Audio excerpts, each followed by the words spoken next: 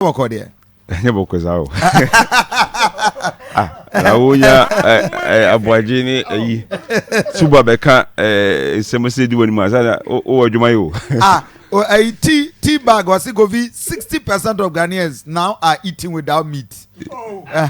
Is it possible? Yeah. Man food di ate nam papa. Una di dia onye na mo bi nam. Acham Kogi. What are we not doing right? Yan fan chiama tifu nyina. Na min cheme nua ma ba bi share. Zuba de me kangu na ma se oni se me chere economics. Na analysis ya wa ha no. Oguma ni ma se. O student no failing no. Why to say adongo.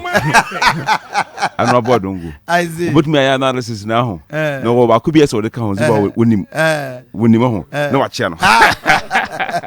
No a failing poto. But he did well, you know. Aboagye so de obeka sasa.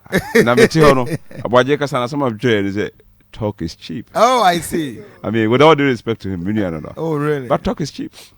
Oh, kasa we could do parliament wajo. I'm telling you, opa wonko. Oh, really? Obejo. Obehuni ma no. Obejo. So Ghana for us he will be humbled. I see. Totally. Le kasa besisa. I see. Entino oko eso obeko MP mebo no. Na nko na se no no anko. Oh, massa. The reality. Aye. E dey na muni ma yeni. Me bompa ese onko yi. Kofi yan kasem no pepepe. So nim se eja wonu ade me nkan kontompo. Yes. Se kasem munya adina na eboa. Na kwahye obusa me nuanum doji me charity fu nyina. Bandma fu nyina me chia wo. Ene krura. Party penifo. Se kasem munya de kofi obi obegina ba bia ka no twa nkontompo. Kofi mo yeden. I see. Na ukwahye obusa ya me nuanum toto papa so mo mpese mbeka. Ene se na de be na si what happened it me busa question say me person me answer was a question and sana ma ba beke kan Aboagye de ni bi na ma beke kan Zoban so de ni bi Kofi what happened edin kai me person o man Ghana fo nyina ho Brasil ye ti ase se Kofi ye ma o man ya afa na ye tumpon. Okay, we are a developing country. Kofi afa na o sha ase bobro na untimi mfiti prekope important. Okay. Enti si yenya WhatsApp, yenya social media, yehu de yekoso wa manone, yehu de Akoma development no ba bi gina no wo mpuntu mu no. Okay. Ye wa chiri kakra. I see. Enti enuma ase ye de tumpon no edoso. Ba bi odi bani woni ba hwe bia, enipa do se kra na ko school. Okay. Ana enipa ko do se kra na ye educated. Sebe ko America kra, bodamini okabrafo ochro mpachota say yeah the value of the human resources at say okay ade ba ko akeka me ma me fra chiri ba Ghana ne say sebe Ghana atem tubini if elementary school akopim University of Ghana Business School na makosua nim de na America ade ho a ye fa ba jeme na Kofi America fa fenti no me jeme ma yato ho dabi si ye pemisu nipa ni bia chartered accountant obi okuta MBA mienu ni de kaka ho a wo bo America companies ma America nyamfa so a o mu bebrebe Ghana ni kese. So America can do without you, but Ghana cannot do exactly. Intimidimi nim de ene de makosu nyina baba be hira me man e di ntia o ha o ha kese ye mpuntu no betimi aye but a better time eno ye baako nti yante ho se ye ya brante na baba wa wo si so a want to mean yet tuno bebrebe. Akoma Kofi mi share papa bi na nsai. O ka sem be kire me. Okay. Now o kan kran so. Wo se o kan ya no edin komo so chem. Nanko po hira. Different to boase me ko onim. Kakra.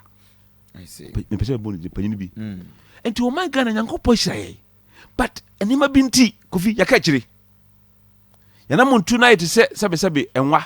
Okay. Enwa nante yempuntuo America no ayenkete na free hene baako me kafriti na me de ba but me kan ntem baako pe 1 minute ade baako ama Ghana na de yehu Akoma NDC mamu bone ye de chance I see so mu reason Kofi se wo nana esi abrosai esi ho ana o ma okuma sedai na wuntua renta utimi se vuska akọ wonim ntemo me pa cho me nkan entity agifo me ko abrochiri me offer kokuru about $15,000 the year 2000.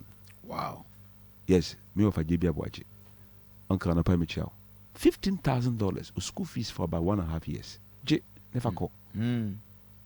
Enti ahonam de ko hyase ana me ko ye adwuma kakra kan ho me ko school na me adwuma kakra FM obi a woni bisa no wono wanhwe a obebre wa ha kra wonya school na konya kra wontumi yedai enko bebre nya bi nso ntimi enko kofi enti senka enuanom NDC fo de umja to ye ho no kofi ne senka yare papa senka mo ma 15,000 cedis se de me ofak de ma me no dollars no ena ko mujja bi papa to ho na nke be hyase free ho a enkenye ne senka ne o how kasia ba yentumi nya yino enti ahyase eno pa de enti enam o haimu sisia no se babie be hyase free ye no na nye Ghana na ka dompe MPP amamo 2017 because e ko hia aye friend say ko forudua na mampanye ko fu adubai no be freye MPs majority caucus no chie ho no ka kire say abusuafo munti asema mekan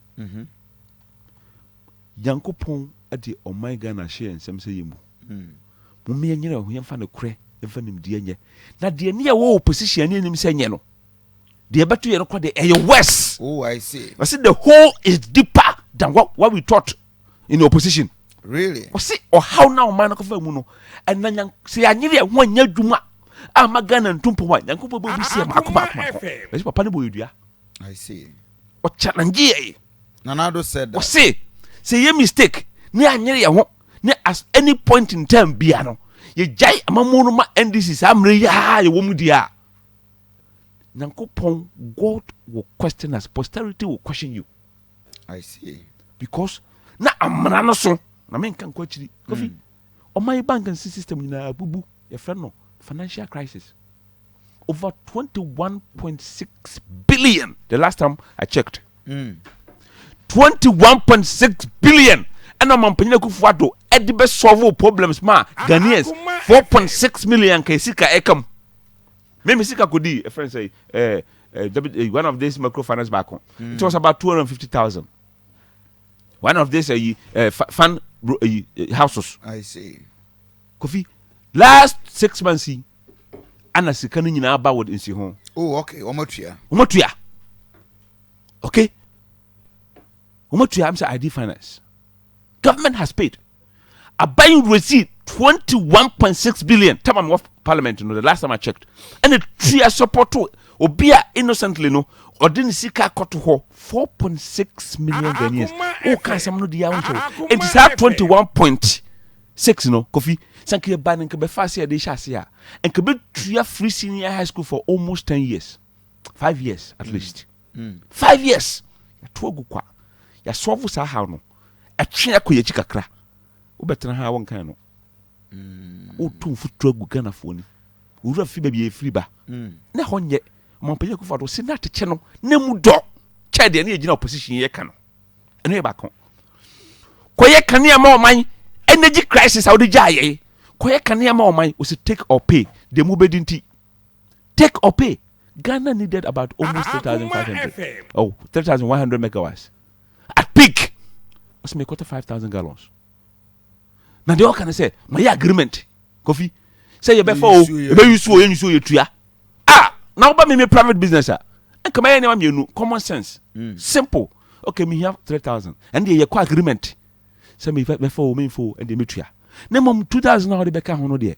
And kabaya, we yana mejia, na come 2,000. To my hybrid, maybe you know. But I can't take or pay 3,000 quantity. But I can't use and pay. You didn't have that competence to do that. Obejina ka say and they slogans. Akoma FM. You be fa hoka. 12 billion Ghana cedis and you 12 billion. Ya dem so ya mu say sikane dey dey. It is kana solve mess. We paid for it. Obe so o man mu, we say we like ideas. Amamu no nyen monyam. Wako sha IMF wase. IMF ase. Emrantie ne maba wonya dwuma nye. Conditionalities. Anti youth unemployment abrantie na baba wa wie school Kofi okodwane unemployment situation ana omampanyina Akufo Addo ye baa na Kofi ye say Akoma FM sebe bia napko ikura na amfa sika kase bia na ama abrantie ana ama abrantie bia adwuma kase na mum se mrantie ne baba wa betena fi keke na oni adwuma ye de the devil finds job for the idle hand bonsam pa adwuma ma obi a wonni ye friend say adwuma ye inside ya ye mum nkope experience keke odi NDC for friend extended national service enya hwe Kofi me fa nipa makoma ko 60 I see Napko in your firm. Yes, what MGI microfinance. Yeah. Me funny pass 60. Now, some renom, I move 50% there. My form permanently. In fact, my form plans on a program na end. Because no money experience omo tumi ye nema. Wo wan hwem rantie. Wan hwem abawa. Obi ye adwuma na wakano. Obi ye adwuma be almost 10 months. And not whatever 3 years. No man 3 months pay. 3 years, woman 3 months pay. And also day, a man to nyum fro. Oh my God, da sumu enfie 9 nefa. Mura fi atie ma rofie. No wonder say omampanyi John Dramani Mama former president ka kire yen say Ghana fo muni nkaye sebe enche na mura fi ade. Enche ne rafi say na ye da sumu Kofi minua ba yata Bantuma High Street. And na do 2 o'clock ana oba ta utimi kofa e no be pema de. Share so ha minua be ma ya mensa opompetai anajo kana na ba najo na world that oye adwuma Yurafi ene omampanya Akufo Addo for 5 years at least kana yi esiso nkakra omusenye ba bia na pepepe daddy okay at Yurafi we will never forget we will never forget the NDC's mess enti Kofi says sanima we nyina atwe ochi afri ekochi na wo hyasia untimi be free sebe amnam ansa na obesi ground level and you be ground level 2017 2018 Kofi ne susum ne yeba ne ye free IMF ne ama analysis ne ye ka we nyina ye ho free sa wo ha no mu no na ye nima bia yen so de case ye be ye no Kofi ne ye bi free senior high school ne ye youth unemployment napko ne ye ne ye fun free IMF nhihya ase ne ye tu anamon kakra me no ti kuma se hwe yakwa ya ye na me say NDC for omu na kekime me campaign tiam rough Akoma Kofi me say that question now omu busa say ade be ne dis kana ye no me say I am going to forward my team 2024 election every region every district I see we have to go MPP Nima Yaye infrastructure they will never come close. Oh really? Me say they will, me say it will be fact. Some make us be busy on facts. Some say talk is cheap. Yeah, who nation ipam? Talk is cheap. Omumpa ne say Ghana for benkisa abehwa ho kire na mui. Na ho kire na mui. Na ya faso akoto aba. Na the mistake e be ye no. Ene say the NDC be bato. FM. Tikofi men kan kwa kire no. Hwe how I de chase enti edu 17 18 19 na ye tutu na manga kra o man se kasam chase pajaye no NDC ko ba obusia e wo UBA bank o yusu Ghana sika enya road fund and de kosia wowa o mbo obusia no at the rate of 32% and the NDC me bobusia ye madwuma between 35% and the MPP me bobusia ye madwuma between 20 15% difference meaning fakla to wo economy ni be dey Akoma FM inflation enye na ya anka wo inflation da say ye dey ba ya bedu be ngo 7 point something wo dey na da 15.4 bank borrowing rate ye dey sha say no kenten ase no the bank gina so tumu no na mo dey da 25.5% ye dey na da be almost about 13 or 14% enti dia say na mo kan ye wura mfi the facts are there. Enti so obejina na ka say o ma Ghana ye ba ye na menim se menu agwaje kura won tade yase me ba ho one di one for ntiase ye businessman me no be business serious Kofi Akoma ana COVID by die chance say ye ma ye musu na Kofi abrante a ye developing country ye nsi ye ho so ye ma yankopon hire so ye ho so ye And he has here a and a baby sabe boy. We are so fragile economy. In time, he has say, may you real fear when you're America, and yet London, we have not sustained the growth. You know, Pempenswa, you was so much reserve. Until you have any to suka crank to among a crank, and the baby boy is here, the grim. Coffee social business as your do baby. Your objective is not profitable. Okay. We shall sing a crack do baby. After the man for Jiwa dinner, one of us has a profit. Into my Ghana, yes, I see two impona, yes, solve issues now, and this is the Ecotumo. You better do level ground, no. Yes, here two and Anna, COVID, boom! And our Bacase, as some of can say, Kofi Busa question, very intelligent. Now, what caused some? A dear been Tina, your number and number. Or Mr. COVID Grano, in Nico says you, Kofi, mean can't in harmony, mea, a mechanical credit. For your microfinance, the friend MGI microfinance, yeah, for 15 years, this June. I think Semi Harman in Kasama is the biggest microfinance in Ghana. Yeah. 25 branches in 9 regions. Kofi my managers, this year, January 28th. I was Sweet Garden Chenhua. The year analysis for the last 12 years. 2020 in Kwane Boka. I see. 2020 and 2021. Edientia. 2020 is unquani pay for more year my 400, 300. 2020 you nipa 50. Wow. Because Obaka abandoned by say what the Busiaka to a woman to a principal. Abandon a two economy to a man 3 weeks. And in a bad effect where so. And for the last 2 years, Kofi Yaboka. And no ye Kofi, you can't my only moment. Most schools to a good. Or mine ye one individual. The Kakabomo individuals. Me know so be at individual. You could fear a friend household. Okay? Na household near firms. Into individuals or household plus firms are and they all mine. Into the to me no. Set to company baby bear. A be show mine. The to me Zuba. Set to company baby bear. To uncle baby bear. A become mine. Into what is happening in Ghana no? And I said, yeah, show me my dream to be and I'll be hotel. No, it's a reflection of the macro. Okay. Eventually, but together it reflects. Akoma FM. Sao Hano, a Yansun son, so that's one to transform. And it's okay. Young Koya be beneath Fanny home free. On my Panyaku for the draw, you never be 26 different things. 26. I see. When him say, so retirement, I will be or a fellow. Provident funds. Provident funds, no. It's going to be a while to tell to her. When you're through 60 years, I want to mean we hear about your tax 15%. I buy the Enkrata about Parliament, say, and I'm much about so because we in a provident funder. Man, yes, 15%. Sandeman, young family can't on through. Baby, now, me say 7 billion, about 3.1 billion pension fund, NDC entry.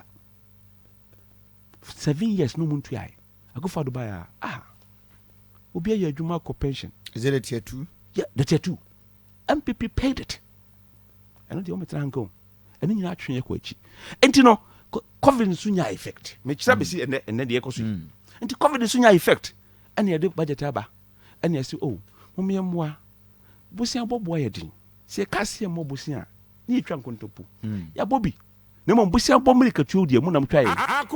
Cola. NDC is cola in borrowing running rates.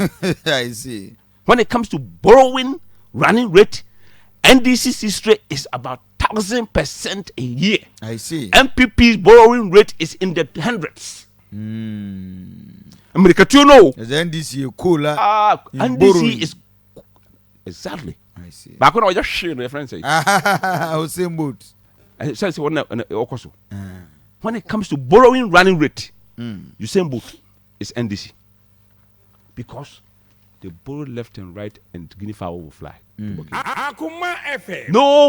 Nothing to show for it. I see. Eti Kofi and also by can be. Pussy buy it. Ya just can be by a nema. And just miss me TSC form no. Ya yenema. You beka. Miss me chum crowd regional administration Kofi. Kofi me trap. Oh, say me chama ko me jama. Me jama because me other commitment will be Mr. Mo. Aye. Suba. Met you. Meti mpacho. The national assignment. Mr. Meti you mpacho. Minu yasa de minu ano. Nyanto boss e nyanto kwanim. Akoma na twu ma na ha. Asa me ni watemu. Wo say we dey ka kofi. Kofi. Enti no. These are the issues. Yako yanim say ono nu ya. Yako yanim. Enti ya try see be ya. Say oh, abusiafo, busian bobo ya den. Okudwum ho ane boy den. Mo me call World Bank akobo busian. And I say Eurobond. Minister of Finance or them call twice. Okay. UK na me could be New York need those things me could be. Enti me busian nebo. Busian e boy bia up until now no. Na nsi ho omogye no. Far better than NDC. NDC kwaje busian 15 years. Now Jin be almost 10.5%. MPP budget be almost 6.57%. Nti busian bia e boy bia. Nti ne ebo busian kra de betuo mu de na ne bode no. Okay. Free ho. And your friend debt management. My final I have all the records. Okay? And the coffee, yeah, cost no. Let's say, and this senior man on your correct. Be a jet. And tell my ass as a ding. And a COVID by hit ye. And I see I'm fat 2022 budget. Mommy and Piscaka creme free. Yenny I home. Now America whom is an. Air taxes no more do you mine. And to your wife home. And I could for be a friend levy. Coffee near Daba.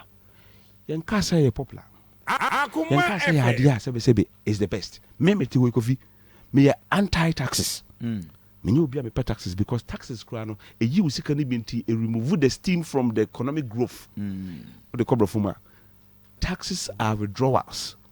They take money from the what do you call disposable income. Now reduce disposable income, you are reducing economic activities. Okay. So it is not the best, except say so when your taxes now start the back there, then economic activities in the form of government expenditure, economic activities go until even in economic analysis, no America, careful. Savings is a withdrawal, taxes is a withdrawal, import is a withdrawal. They take steam, they take employment away from you. Consumption creates employment. It is not the best. Uncle Cry is not the best. Companies is not best because can I plan back? I buy some budget. But baby, I could don't know. Confisien tue bien support tu ye ni ayen puntu a enye ye okay yen fa se ye living ye yen fa se wo de enye aban se no na obeye what you know oba first time what you know wanya gidi wo mu nyuma wo ye nti no o sa na ba second time okay wo na ba second time no e no se ye de agya menti ye de aso ame na nema me hwe nema ekoso a me hia sika wo kurum ha intimate ye levy aba say consumption tax say yes savings tax a tax because take for gi amon kan ho asem abanja na mo kam ho asem policies nti okay anye coffee na me no na kwasi me nu zuba na kwasi me nya zuba MPP NDC ana makofa dia enye ba amanfo bi befu me jame na me nyai na yen fampa mo jame na me nya fampa me na bra enso so David me ma say ye levy is one of the most fearsome policies that NDC fears. Ade. Because you have what we call at the show board. His Excellency. Akoma FM. Be catch all. Kofi. Se papa inya sikano etiminya ya. 3.7 billion. 6.9. Almost 7 billion. Unya na hodo miensa 21 billion. That road fund is kind of 1.2 billion. Yeah. 3 years, 3.6 billion. And to be 3.6 billion, now a man 21 billion. Can be feel sure. But road minister san come de kwakusia. Coffee, it doesn't matter. Me and you, me don't buy because maybe business is affected by the ecosystem. Maybe wrap up. Maybe wrap up. Coffee, me wrap up. One and san wako. Okay. Entino Kofi Messi Sikai Ebeba na ojini na the Kofi me was kabi eba 100 cedis I better take 2 years pacha o ma me 100 na ya na ojia we no ba no age now this one be almost 10 coming a bird in hand is worth more than 1,000 in the bush $1 today is worth more than $1 tomorrow if I can have it now why not enye bi no mu ya mu duro fan kusia wa no okay enye bi ne so ye de get fan kusia wa na potimiasi projects makama ko 800 tamano wa minister no 800 projects ko patase ko we GSTS atre KSTS na mo se yedi hwi e de kire me kire mo me se me kire mo asantima mu ha me ko fa regional ministry administration ko fi afa ho o ko fi afa kire ho na hwa regional minister kire ho judge for ada ye kokuru ye ma hyeme me se me ye ma hyeme me hu ye no me ti mo ne na paja I see. na da yente ayi ha ahojo ade be bachi ha ko fi mo da ba kusi wo me ko fa ho dabi untumi de da so elkura na san na me wi ho ayi witnessing gina box no dabi nya no ba ko bi wa ayi madam because we ja chen dabi yebu mi se ma jima ko nya firi mi se kra mi lim dabi o ba jina de dabi jima de I see. ana go da ko to ma nso de so ko to mo bi ba ji asa wodi mi se kama me na calculate ade I see. etino I like what you have watched that day. etino Mrs. sa area ho no kofi me kofa ho no me ko ho no ayi me kan ayi presbytery ho me ko ma kom ha ya o ya de be ba ha ya me na be almost about 6 months na me ko da me ho na me ye ayi training we Akoma FM me ye yo friends say training center ho na me training youth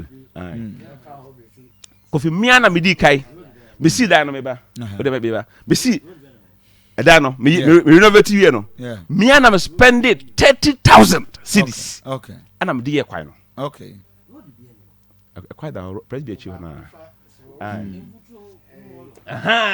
and no kwa fa ho ko wi waka o ma ye asphalt I see. kofi me say come that no kwa come ton I see. me ko asphalt no O ma ye ni na. Zuba. Me ba twa obi a wunya. Zuba me ntwa kotopo me nya no me say aso no no thank you yeah no me say Zuba kofi o ma ye I'm confirming that. and me say me kwa just receive. yes mani nwie o de mani nwie de me person me kan say wo mana che de person me kan say All right.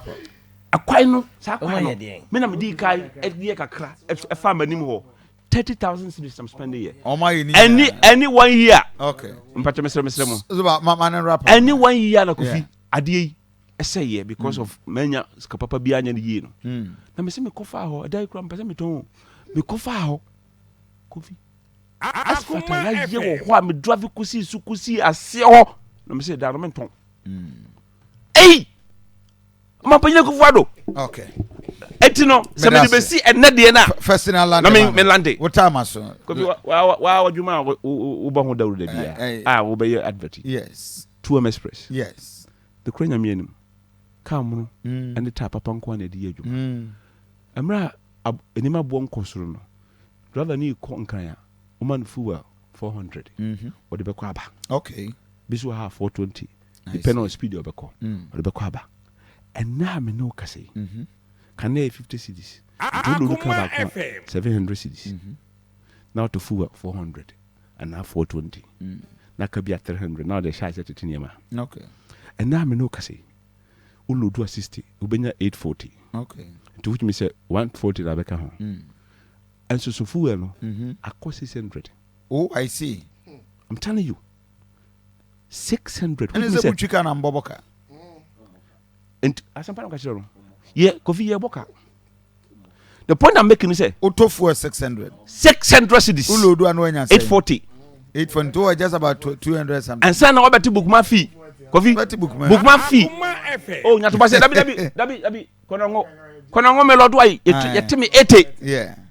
80 cedis out of it and to be na Kana ko ba unya mfa so 200. 200 dabi o kofi o kan fa so 200 kwa now we are mistake Okay. car no so we sika na de to you obisika na de to you person your business papa you be your business papa Yeah. the owner is different from the company Okay. in law Yeah. And that the is business entity concept Yeah. anambwa You are right.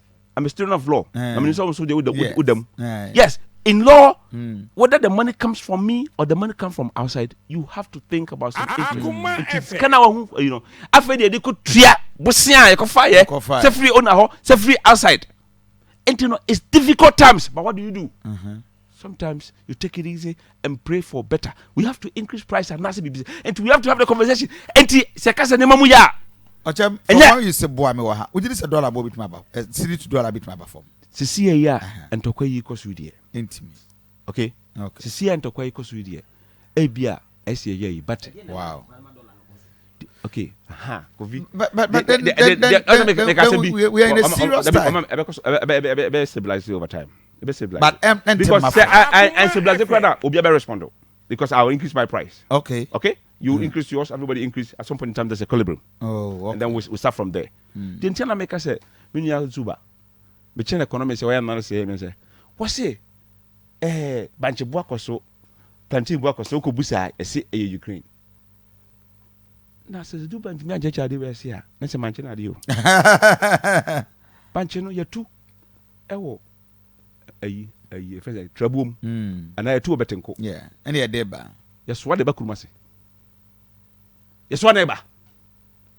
Yavaka. Okay. And I can't do any digum. Akoma And when fuel price goes up, bunch of work because of transportation. Simple economics. Zuba, you wait for them for just 1 minute. Zuba, I mean, too. A minute. Honorable Okyem Aboagye and to much about do about nothing.